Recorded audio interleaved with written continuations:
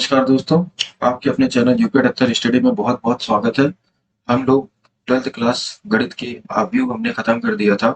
आज हम लोग सारणिक को पढ़ रहे हैं। सारणिक की एक एक चीज को समझेंगे और ये आव्यूह से कहीं ज्यादा सरल भी है, ठीक है, और अच्छी भी है, सरल है, और एक एक चीज बिल्कुल समझेंगे बिल्कुल आराम से। तो आइए बिना देरी करे वीडियो को प्रारंभ करते हैं। तो देखिए, सबसे पहले अगर हम बात करें कि इसमें सारणिक को डिटरमिनेंट्स भी कहते हैं, ठीक है।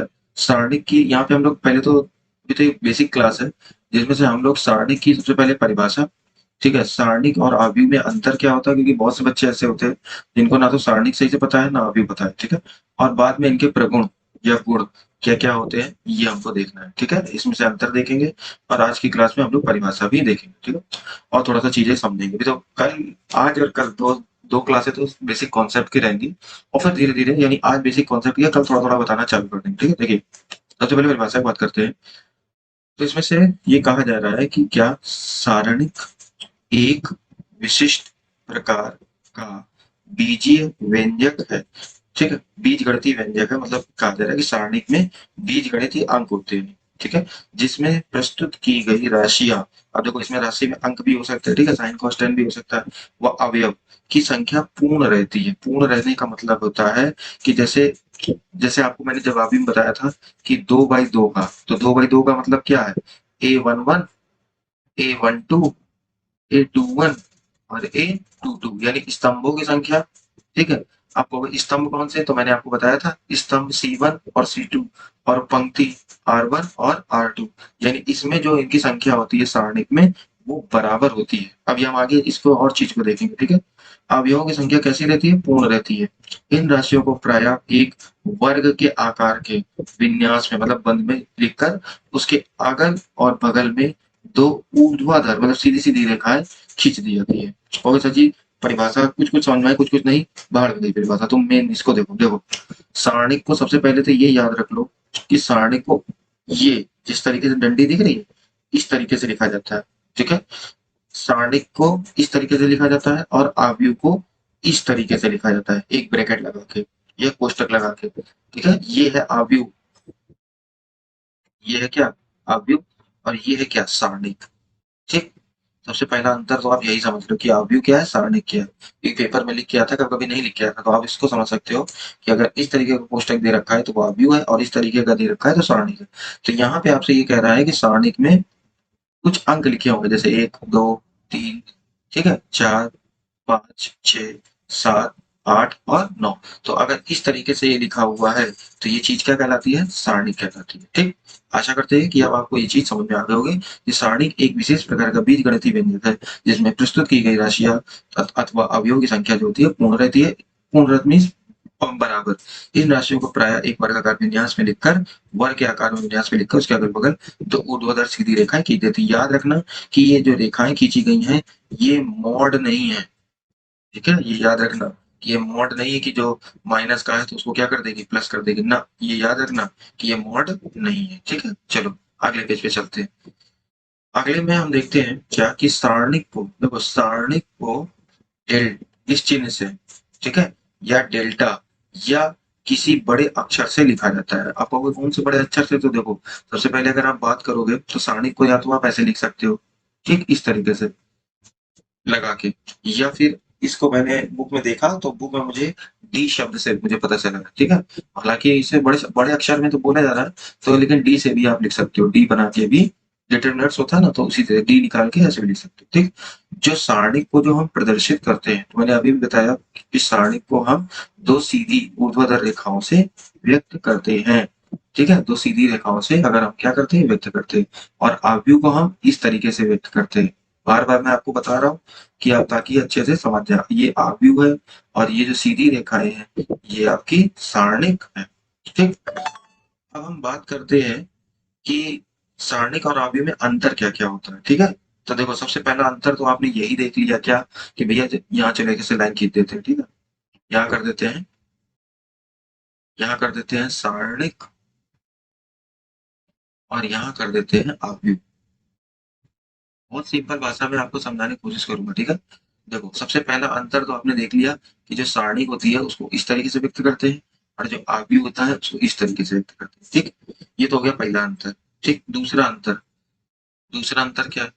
दूसरे अंतर में आप ये समझो कि जो सारणिक होता है वो हमेशा या तो 2 बाई 2 का होगा, ठीक है, यानी जितनी पंक्तियां जितने रो उतने ही कॉलम, ठीक है, यानी जितनी रो होंगी यानी जितनी पंक्तियां होंगी आव्यूह में सारणी में जितनी पंक्तियां होंगी उतने ही क्या होंगे, कॉलम भी होंगे यानी स्तंभ भी होंगे। ठीक है, यानी सिंपल भाषा में कहें तो इसमें 2 क्रॉस 2 का भी हो सकता है, 3 क्रॉस 3 का भी हो सकता है। ठीक है, लेकिन आव्यूह में ऐसा होता भी था और नहीं भी होता था। अगर हम आव्यूह की बात करें तो आव्यूह में जो पंक्तियों की संख्या थी वो कॉलम की संख्या पंक्तियों की संख्या की क्या होती थी, बराबर भी होती थी स्तंभों संख्या की, और कभी कभी नहीं भी होती थी, दोनों बातें थी। जैसे आपने देखा होगा कि कभी कभी यहाँ पे ऐसे चलती थी, जैसे अगर हम बात करें एक एग्जांपल देके बात करते हैं तो ज्यादा अच्छे से भी आपको आ जाएगा। जैसे कि अगर एक मान लीजिए ऐसे लिया हुआ है, यहाँ पे दे रखा है 1, यहाँ पे दे रखा है 2, ठीक है, यहाँ पे दे रखा है 3, यहाँ दे रखा है 4, यहाँ दे रखा है 5, यहाँ दे रखा है 6। अब आप देखो इसमें पंक्तियों की संख्या अगर आप देखोगे तो 1 2 3, और स्तंभों की संख्या देखोगे तो कितनी है, 2 है। ठीक है, और कभी कभी आपको ऐसे दे रखा था 1 2 3, ठीक है, 4 5 और 6, इस तरीके से। तो देखो इसमें पंक्तियों की संख्या कितनी है, 1 और 2, स्तंभों की संख्या कितनी है, 3। ठीक, तो इसमें लेकिन होगा तो इसका चित्र कर 1 2 3 4, इसमें ऐसे ही आपको मिलेगा। ठीक है, और ये चिन्ह ये चीज नहीं बनेगी। ठीक है, हैबिट में है धीरे धीरे ये इस तरीके से होगा। ठीक है, या इस तरीके से बन सकता है 1 2 3 4 5 6 7 8 9। ठीक, ये इस तरीके से।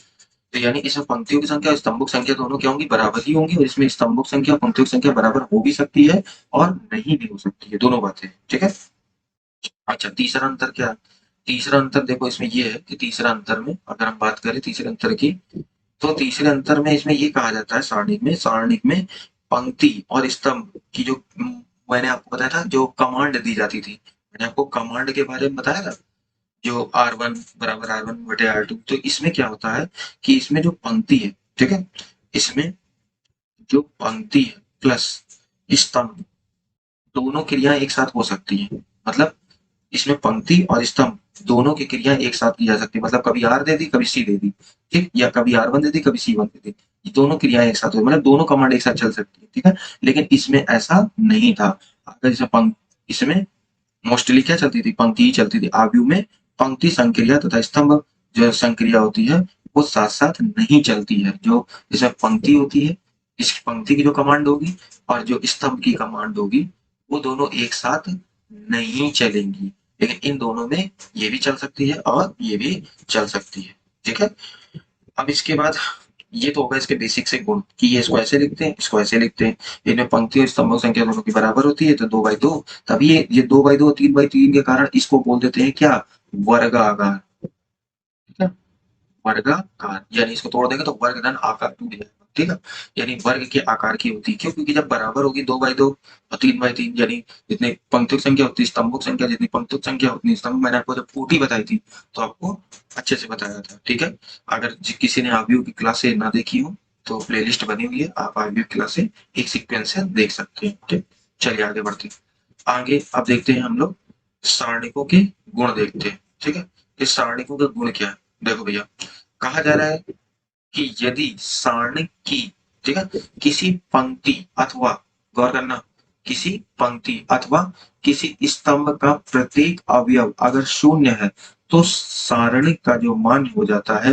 वो क्या हो जाता है, शून्य हो जाता है। एग्जाम्पल से बताते हैं कि जैसे मान लीजिए यहाँ पे A1, यहाँ पे A2, यहाँ पे A3 दिया है और यहाँ बीच में शून्य शून्य शून्य, ठीक है, और यहाँ पे C1, यहाँ C2 और यहाँ C3। ठीक है, तो जब हम इसके अकॉर्डिंग प्रसार कराएंगे तो जहाँ पे इसका जो मान हो जाएगा वो क्या हो जाएगा, शून्य हो जाएगा। ठीक, यानी अब प्रसार कैसे करेंगे अभी आगे क्लास में हम आपको बता देंगे कि इसको रोकते हैं, ये पूरी जाएगी ये जाएगी तो A2 A3 C2 दे दे। आप बिल्कुल मत परेशान रहिए, मैं सबको बकायदा तोड़ तोड़ के बता दूंगा। ठीक है, अभी आप ये समझ लो कि यदि किसी पंक्ति में, ठीक है, और यदि किसी अगर स्तंभ में कोई अगर अवयव इसका शून्य होता है तो सारणी का मान शून्य हो जाता है।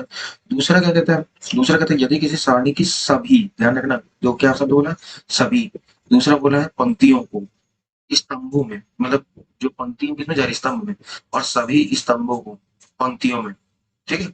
सभी स्तंभों को पंक्तियों में अगर बदल दिया जाए, परिवर्तित का मतलब होता है बदल दिया जाए, तो उस सारणी के मान में कोई अंतर या कोई परिवर्तन नहीं होता है। ओके, कैसे? एग्जाम्पल समझते हैं। फिर एग्जाम्पल देखो।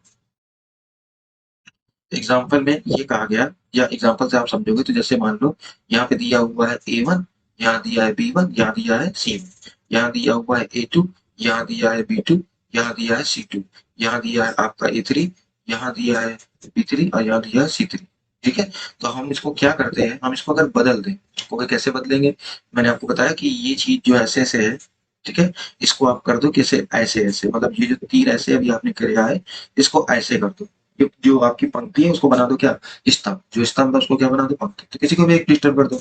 जैसे यहाँ पे A1 B1 C1 है, तो इसको सीधे सीधे कर दो। ये हो जाएगा A1, ये हो जाएगा B1 और ये हो जाएगा C1। ठीक है। उसी तरीके से ये हो जाएगा A2, ये हो जाएगा B2, ये हो जाएगा C2। इसी तरीके से आपसे कहा जा रहा है ये हो जाएगा A3, ये हो जाएगा B3 और ये हो जाएगा C3। अगर इस तरीके से चीजें होती हैं तो सारणी के मान में कोई भी परिवर्तन नहीं होता। यानी जैसे पहले सारणिक थी वैसे ही सारणिक अब भी है, जैसे ये सारणिक थी वैसे ही ये सारणिक है। इसके मान में कोई अंतर नहीं। ठीक है। अगर सिंपल भाषा में कह दें कि जो चीज ऐसे ऐसे जा रही थी उसको हमने इधर इधर ऐसे ऐसे कर दिया, बस। ये ऐसे जा रही थी, इसको ऐसे कर दिया। ये ऐसे जा रही थी, इसको हमने ऐसे। ठीक। तो पहले वाले में 0 था, दूसरे वाले में ये 1 था। ठीक है। आओ और देख लेते हैं आगे। कह रहा है कि यदि किसी सारणिक की, ठीक है, कह रहा है यदि किसी सारणिक की किन्हीं दो पंक्तियों को अथवा किन्हीं दो स्तंभों को, उसमें सबको बदला था, और इसमें सिर्फ किसको बदला जा रहा है, दो को। ठीक है। इसमें किसको बदला जा रहा है, सिर्फ दो को। जैसे मान लीजिए यहाँ पे कह रहा है कि अगर बदल दिया जाए, ठीक, तो सारणी का जो चिन्ह होता है वो क्या हो जाता है, बदल जाता है। ओके, कैसे? देखो, जैसे A1 दिया है, यहाँ B1 दिया है, यहाँ C1 दिया है, यहाँ A2 दिया है, यहाँ B2 दिया है, यहाँ C2 दिया है, यहाँ A3 दिया है, यहाँ B3 दिया है और यहाँ C3 दिया है। ठीक है। तो जब हम इसको पलटेंगे, जब हम इसको पलटेंगे, किसी एक को भी मान लीजिए, किसी को भी पलट दीजिए, जैसे मतलब इस, आप इन दोनों को पलटते हो, इसको उठा के यहाँ, ठीक है, और ये मान लीजिए ये दोनों को पलट रहा हो, तो ये जा रही ऊपर और ये जा रही कहाँ, नीचे। तो ये हो जा रहा है A3, ये हो गई B3, ये हो गई क्या, C3, और ये हो गई क्या, A1, और ये हो गई क्या, B1। ठीक है। और ये हो गई क्या, C1, और बीच में अपनी कौन सी थी, A2, B2 और क्या, C2। ठीक है।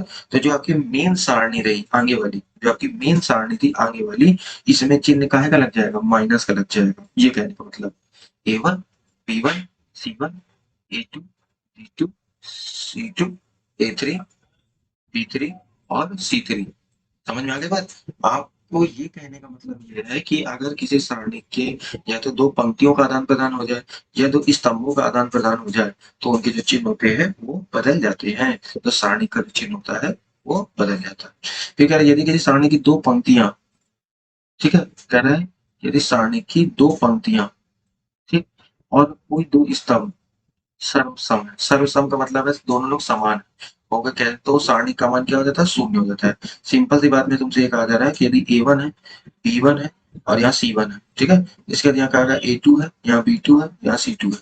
इसके बाद यहाँ कह दिया जाए कि अगर ये A2 है, ये B2 है या ये C2 है, तो देखो ये दो जो है, ये दोनों क्या है, दोनों क्या है, बराबर हो गई कि नहीं हो गई? ये दोनों बराबर हो गई, तो जैसे ही ये दो पंक्ति मान होगा वो क्या हो जाएगा, शून्य हो जाएगा। इसी का एक दूसरा एग्जाम्पल भी ले सकते हैं कि जैसे यहाँ पे लिखा है A1, यहाँ लिखा है B1, यहाँ लिखा है C1। ठीक है। इसी तरीके से अगर यहाँ कह दे कि यहाँ लिखा है तुम्हारा A2, A2 ना करके अगर यहाँ कह दे कि हमारा कोई भी मान, जैसे मान लीजिए A1, एक जैसी, जैसे मान लो यहाँ लिखा है आपका A2, ठीक है, और यहाँ पे आपका लिखा है B2, यहाँ पे लिखा है C1, यानी यहाँ पे अगर इसको इस तरीके से कर लेते हैं, देखिए इधर वाले ही बदल के पलट के आपको दिखा देते। ठीक है। जैसे ये दोनों मान इधर इधर के बराबर है, तो उसी तरीके से जैसे मान कहते, तो ये हो जाएगा A1, ये है B1 और ये हो गया क्या, C1। ठीक है। इसी तरीके से यहाँ पे कहते हैं, जैसे हम यहाँ पे कहते हैं, ये भी कहते हैं A1, ठीक, इसके बाद कहते हैं B1, ये कहते हैं B2, या B2 कर दें या B1 कर दें। ठीक है। इसके बाद यहाँ पे कर दें अगर C1, यहाँ कर दे C1, ये दो मान भी अगर, यानी दो लेयरें अगर आपकी बराबर हो जाएंगी तो भी क्या हो जाएगा, शून्य हो जाएगा। ठीक है। कहने का तात्पर्य ये है कि जैसे यहाँ पे A1 तो यहाँ पे A1, यहाँ पे B1 तो यहाँ पे B1, यहाँ पे C1 तो यहाँ पे C1। अगर ये दो मान लीजिए बराबर हो जा रहा है इधर इधर भी, तो ये मान क्या हो जाएगा, 0 के बराबर हो जाएगा। ठीक है। अगला देख लेते हैं नियम। अगला नियम हमसे क्या कहता है, अगला नियम बताइए, यदि किसी सारणी की, ठीक है। कह रहा है यदि किसी सारणी की पंक्ति अथवा किसी स्तंभ का प्रत्येक अवयव दो या दो से अधिक पदों का योगफल है तो सारणी को उसी क्रम में, उसी क्रम के दो या दो से अधिक सारणिकों के योग के रूप में व्यक्त किया जा सकता है। होगा कैसे, देखो एग्जाम्पल, एग्जाम्पल जल्दी समझ में आ जाएगा। देखो जैसे यहाँ पे दे दिया गया A1 और यहाँ पे दे दिया गया U, ठीक है। यहाँ दे दिया गया A2, यहाँ दे दिया गया B, इसके बाद यहाँ दे दिया गया A3, यहाँ दे दिया गया W, ठीक। इसके बाद यहाँ पे कर दिया गया B1, यहाँ कर दिया B2 और यहाँ कर दिया B3, इसके बाद यहाँ कर दिया C1, यहाँ कर दिया C2 और यहाँ कर दिया C3, ठीक। इसके बाद अगर इस फॉर्मेट में दिया है तो इसको हम कैसे लिख सकते हैं, इसको आप ऐसे लिख सकते हो A1, यहाँ पे B1, यहाँ पे C1, यहाँ पे आपका A2, यहाँ पे आपका B2, यहाँ पे आपका C2, इसके बाद यहाँ पे है A3, यहाँ पे है B3 और यहाँ पे है C3। ये तो एक कोष्टक में आ गया, बीच में लगा प्लस, और ये जो चीज छूटी हुई है ये और ये, इसको यहाँ पे लिख लो, ये है U, ये है V और ये क्या है W, और इसके साथ साथ आपका यहाँ पे B1, यहाँ पे C1, यहाँ पे B2, यहाँ पे C2, यहाँ पे B3 और यहाँ पे क्या C3, ठीक।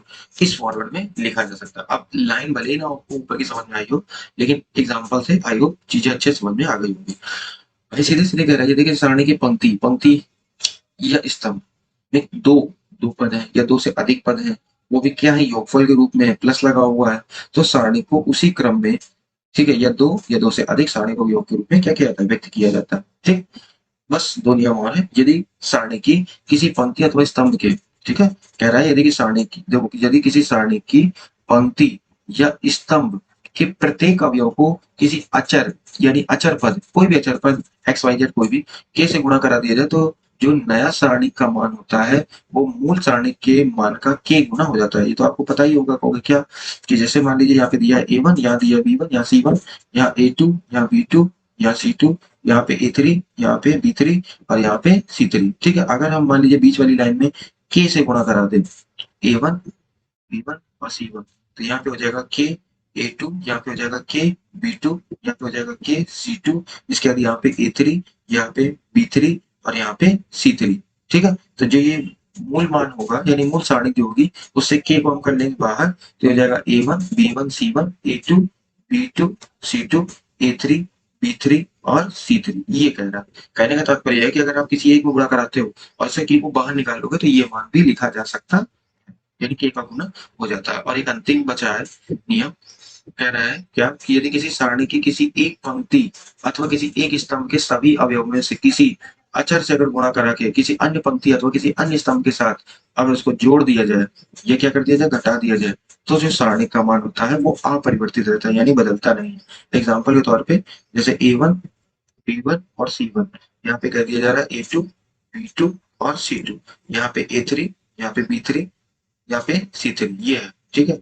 अब मान लीजिए इस वाली पंक्ति में, ये बीच वाली पंक्ति में, ठीक है, ये वाली पंक्ति में यानी ये वाले स्तंभ में, ये तो पंक्ति दी जा रही है, ये वाले स्तंभ में हमने क्या कर दिया, या इस वाले में मान लो या इस वाले में मान लो, किसी में भी मान लो, ठीक है। इसमें मान लीजिए K से गुणा करा के इसमें क्या कर दिया, जोड़ दिया, तो देखो ये ऐसे हो जाएगा A और इसमें K का गुणा कराया तो बीच में लग गया क्या plus K B1 A2 plus K B2 A3 plus K B3, ठीक है। और बीच में तो ऐसे ही है B1 B2 और B3 और यहाँ पे क्या है C1, यहाँ पे C2 और यहाँ पे C3।